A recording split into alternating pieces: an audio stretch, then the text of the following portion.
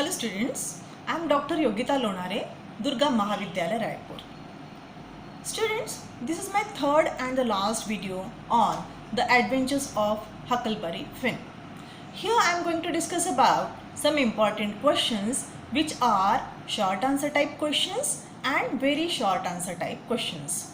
So I come to the first question, that is, discuss the novel from racism and slavery point of view. Its answer is racism and slavery are the most important issues in the adventures of Huckleberry Finn. As Mark Twain experienced racism in his life, he visited most of the countries and experienced so. From that time, this ill practice stamped on his mind and was compelled to project this delicate issue through his novel. Twain observes racism in the antebellum South in Huckleberry Finn and describes the protagonist's struggle against it. In the novel, this racism and slavery is projected through the characters Jim and Huck. Jim, a slave, is owned by Mrs. Watson. She intends to sell him down the river of New Orleans. Mrs. Watson takes pride in her Christian values and kindness and mercy, but cannot free the slave. Racism is found in Huck's father also, who beats him savagely throughout his life, and Pap, his father, accepts him only when he becomes rich. In this way, Huck experiences racist behavior at every step of his life. So this was our first question. Now we come to the second. Elucidate the significance of the river Mississippi. Its answer is Mississippi River signifies extensively in the novel as it is the major symbol. It is a symbol of freedom as well as troubles and difficulties. It is a symbol of change also. Huck and Jim's journey of life changes according to the mood of the river. It is a giver and taker also. The life of Huck and Jim has never been same. It has kept changing always.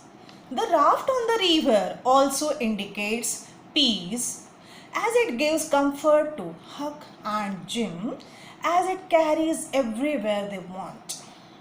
Beyond the river, there is a dark world. When things are in favor, it helps.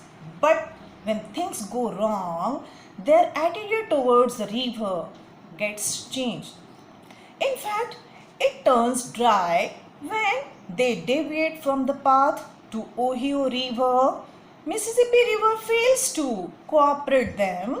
In fact, the current moves them to the deep south, which is quite difficult for them. It is a threatening situation for the two. In this way, the river plays very important role in the novel. So this was our second question. Now we come to the third question.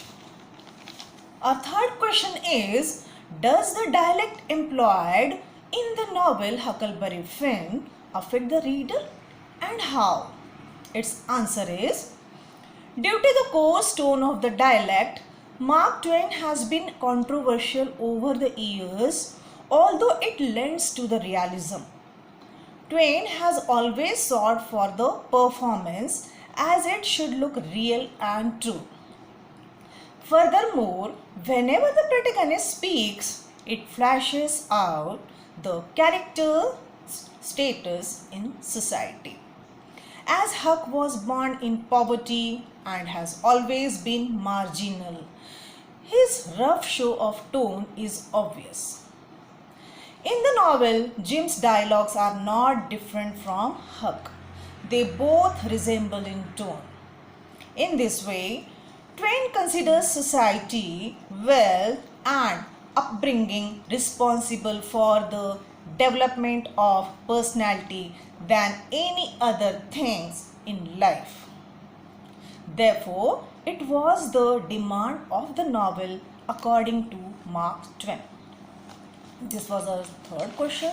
Now we have to come to the last short answer type question.